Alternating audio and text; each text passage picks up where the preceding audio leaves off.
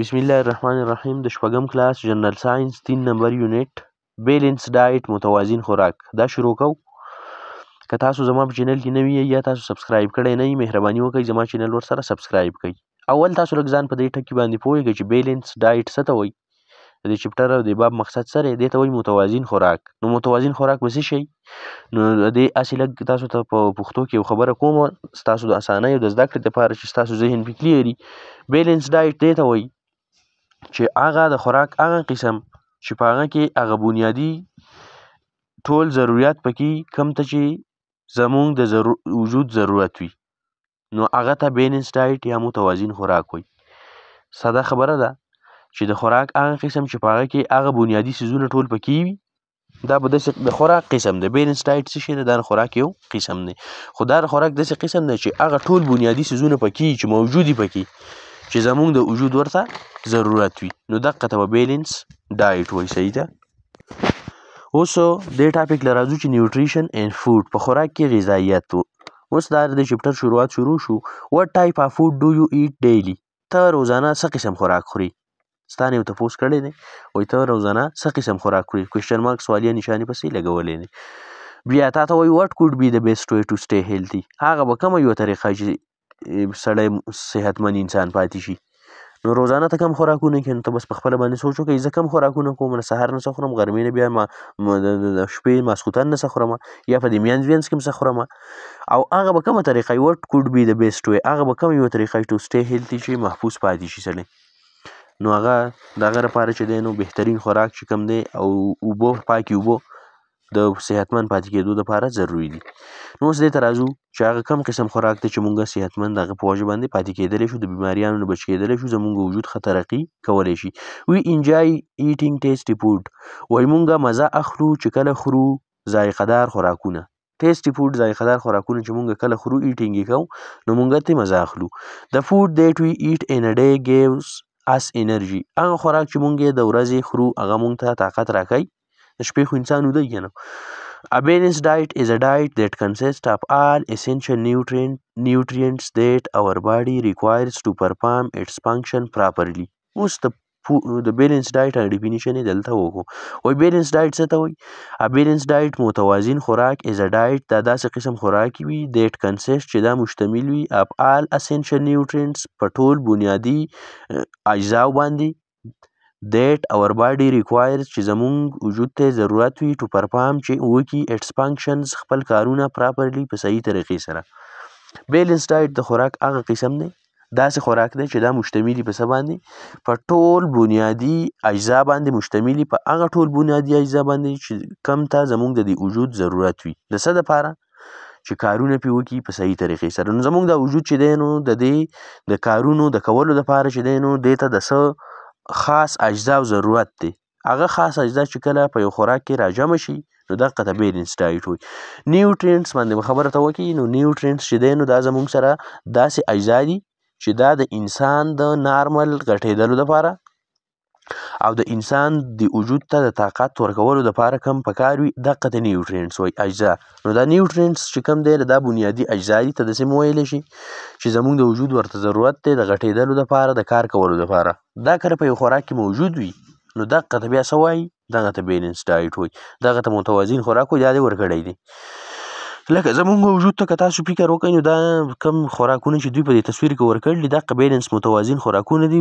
دا ټول داسې اجزا دي، داسې نیوټرینټس دي چې زمونږ د وجود ورته ضرورت دی، دا بیلنس ډایټ دی. ګوره په دې کې چې دی نو فروټ شته، په دې کې سبزیانې شته، په دې کې غوښې شته، په دې کې انډه شته، په دې کې د شودو نه جوړ څیزونه شته، ماسته یا لسی پکې شته، په دې کې بادام شته، په دې کې مونګفلي دالونه شته.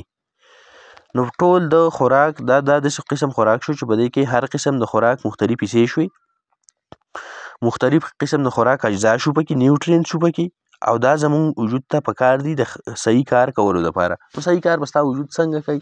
صحیح کار مطلب دا دی چې یاره دا به غټېږي صحیح، د بیماریانو نه به بچ وي، کارونه به په اسانه کوي، کمزوری به نه وي. نو دقه بیلنس ډایټ دی. صحیح ده.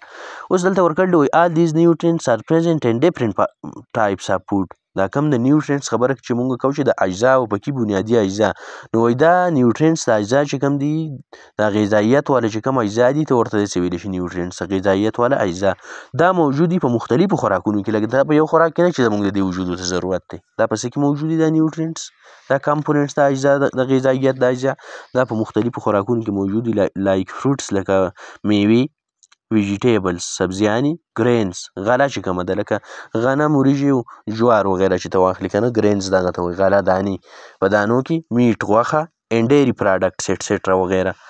کم چې جوړ څیزونه دي د شودو نه، ډیری پراډکټس ته وایي د شودو نه چې کوم څیزونه جوړېږي لکه ماسته ته جوړېږي، شوده په خپله شو، پنیر ته جوړېږي، لسی ته جوړېږي، دا ټول چې راواخلې ته نو دا نیوټرینټس دي، او دا نیوټرینټس چې دی نو دا په مختلفو خوراکونو کې دي، زموږ د وجود ورته ضرورت دی، نو چې دا ټول کله راواخیستلی شي نو دې ته بیا څه وایي؟ دې ته بیلنس ډایټ وایي، متوازن خوراک ورته وایي، زموږ وجود ته د دې ضرورت وي. لاندې اوس دوی تاسو له بل یو ټاپک داسې درکو چې وای بیلنس ډایټ از امپارټنټ، تپوس یې درنه کړی دی، کوېشچن مارکس یې پسې لګولی دی، وایي دا متوازن خوراک ولې اهم دی، امپارټنټ ولې دی؟ نو دې لپاره څه وجوهات لیکلي چې دا په دې وجه باندې اهم دی د متوازن خوراک. نمبر 1 It leads to a good physical and mental health. وایي دا سبب جوړیږي د څه؟ It leads to a good physical، دا د صحیح جسمانی and mental health او د ذهني صحت یو ښه وجه جوړېدی شي دا د متوازن خوراک. دا هم ځکه دی د څه لپاره چې دا وجه ده د څه؟ فزیکل هیلث، مطلب دا دی چې ستا د وجود ستا باډي چې کومه ده چې د دې صحت به پې ښه وي په دې په وجه باندې منټل هیلث، او ستا ذهن به پې هم ښه وي، ذهني طور به پې هم ستا صحت مضبوط وي، ته به طاقتور وي د ذهن نه که ته متوازن خوراکونه کې. دا امپارټنټ ذکر دی. 2 نمبر it helps to grow the body properly. متوازن خوراک د وجود مدد کوي چې په صحیح طریقې باندې غټ شي.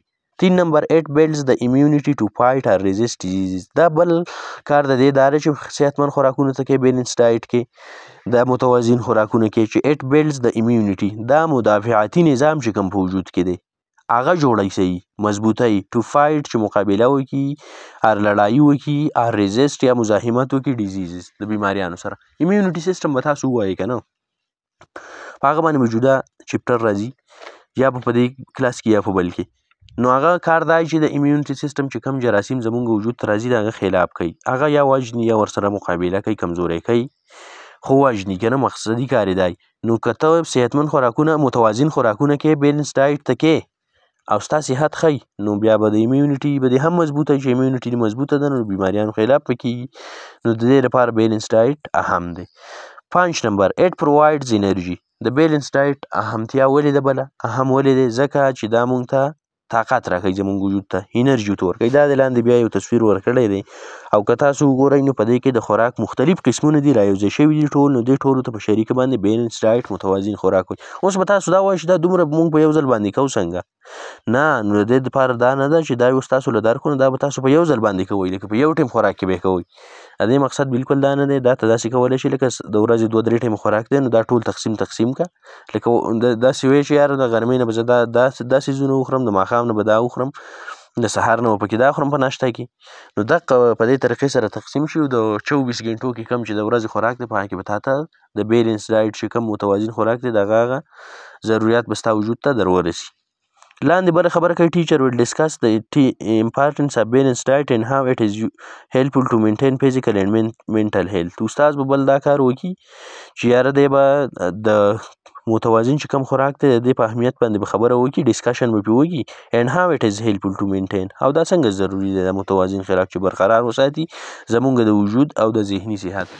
نو بس په دې باندې خو همدغه خبره روانه ده چې یاره ته داسې خوراکونه کوي چې په هغه کې هر قسم د خوراک اجزا موجود وي په مختلفو، او دا خوراک اجزا چې ده په مختلفو خوراکونو کې لکه په فروټسو کې، په ویجیټیبلز، ګرینز، میټ، په دې کې ډیری پراډکټ چې کوم د شودو نه جوړ څیزونه دي، نو چې دا ته خورې نو دا متوازن خوراک شو. دا به ستا وجود له ضرورت درکوي چې ستا وجود ته د کم څیز پکې کمی نو د هغه ضرورت به د دې نه پوره کېږي. خو که داسې کار کوي چې ټول عمر یو خوراک کې او ستا وجود ته د بل څیز ضرورت دی، د بل ریکوایرمنټ هغه پکې نه پوره کېږي، نو ستا وجود به کمزوری کېږي، ستا ذهن به هم کمزوری کېږي. نو د دې لپاره دوی څه وایي چې یاره استاد دې پکې هم دا خبرې وکړي. نو زما له طرفه پکې خبره دا شوه چې یاره بس داسې اجزا ته خوري چې هغه بیلنس ډایټ وي، د خوراک هر قسم پکې شامل وي، نو چې زمونږ وجودونو ته د څه ضرورت وي نو ساینس دا خبره کوي چې هغه به د هغه نه پوره کېږي، او ستا جسماني صحت چې کوم دی د وجود صحت او ذهني صحت هغه دواړه به به ترقي کوي او غټېږي به او مخ په وړاندې باندې به ځي.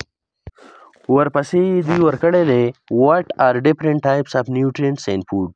بیا یې ستاسو نه تپوس یو شانتې کړی دی، یو سوالیه نشان یې پسې لګولی دی، وایي هغه کم مختلف قسم نیوټرینټس اجزا دي چې په دې خوراک کې شامل دي. لکه د نیوټرینټس خبره مونږ کوو بار بار چې یاره دا نیوټرینټس به په دې خوراک کې موجود وي او زمونږ وجود ته به ضرورت وي چې کله دغه خوراک کې ټول قسم نیوټرینټس موجود وي نو دغه ته بیلنس ډایټ وایي. خو اوس دا خبره کوي چې هغه کم قسم مختلف نیوټرینټس دي چې په دې خوراک کې موجود دي. اوس د دې پېژندل پکار دي. ملګرو تاسو به یو خبره یاد ساتئ چې یو ډایټ شو یو نیوټرینټ شو. دا دوه خبرې داسې شوې. ډایټ دې ته وایي چې روزانه ته کم خوراک کې دې ته ډایټ وایي که نه DIET ډایټ. بل نیوټرینټ شو. نیوټرینټس غذایت ته وایي چې دا کم خوراک ته کې په دې کې دا کم اجزا دي دقه ته بیا نیوټرینټس وایي. نو اوس دا دې دواړو کې ډېر فرق دی چې انسان پکې کنفیوز کېږي. بیا نه دې دپاره مې دا خبره وکړه. وایي په دې خوراک کې مختلف قسم کم اجزا نیوټرینټس دي. نو هغه اوس کوو چې هغه پکې کم پکار دي چې بیلنس ډایټ ته جوړ شي. نو وایي فوډ کنسسټ اف ډفرنټ ټایپس اف نیوټرینټس. خوراک چې کم دی نو دا په مختلف قسم نیوټرینټس باندې مشتمل دی دیټ اور باډي نیډس چې زمونږ د وجود ورته ضرورت وي. دا خوراک چې دی نو دا رسنه جوړ دی د مختلف قسم نیوټرینټس نه جوړ دی او دغه نیوټرینټس دغه اجزاو ته زمونږ د وجود ضرورت وي. These are the chemical substances that are present in different types of food. دا نیوټرینټس څه شی دي؟ دا نیوټرینټس چې دي نو دا یو قسم چې دی نو دا کیمیکل سبسټانسز دي، کیمیایي څیزونه دي او دا په مختلفو خوراکونو کې موجود وي. لکه زمونږ د وجود ته لاړ شي نو دا په کیمیایي شکل کې وي او دا په مختلفو خوراکونو کې موجود دي. دا لري مخامخ ورکړي دي دلته په کیمیایي شکل کې موجود دي. اوس د دې ډیفینیشن کوي د دې نیوټرینټس. وایي کمپوننټس اف فوډ ریکوایر فار نارمل گروث اینڈ میټابالیزم آر کالډ نیوټرینټس. غذایت والا څیزونه څه ته وایي؟ د غذا اجزا. کمپوننټس اجزا ته وایي. د خوراک هغه اجزا کمپوننټس اف فوډ د خوراک هغه اجزا ریکوایر چې پکار وي فار نارمل گروث د نارمل غټېدلو دپاره د وجود چې کم د وجود صحیح غټېدل دي د هغه دپاره اینډ میټابالیزم او چې کم د خوراک دا توړ پوړ کېږي په دې وجود کې او تا کم خوراک وکړو او دا انرژي ته بدلیږي دې ته میټابالیزم وایي که نه. لکه اوس مونږ روټۍ وخورو د روټۍ نه طاقت څنګه جوړېږي نو چې دا کم پراسس او عمل کېږي دې ته بیا میټابالیزم وایي. نو دا خوراک چې راواخیسته شي طاقت ته بدل شي دقه ته میټابالیزم وایي. نو وایي د دې ټولو کارونو دپاره چې یاره د انسان د وجود په صحیح طریقې سره غټ هم شي او په دې کې دا کم خوراک وشي چې دا طاقت ته هم بدل شي. د دې دپاره چې کم اجزا پکار دي نو هغه په کیمیکل شکل کې دي، په کیمیایي شکل کې دي او هغه ته نیوټرینټس وایي. هغه ته څه وایي؟ نیوټرینټس. د غذا اجزا ورته ویلی شي. نو هغه نیوټرینټس دا دي ورکړي دي ښه په تفصیل سره په دې باندې بیا خبره هم ده.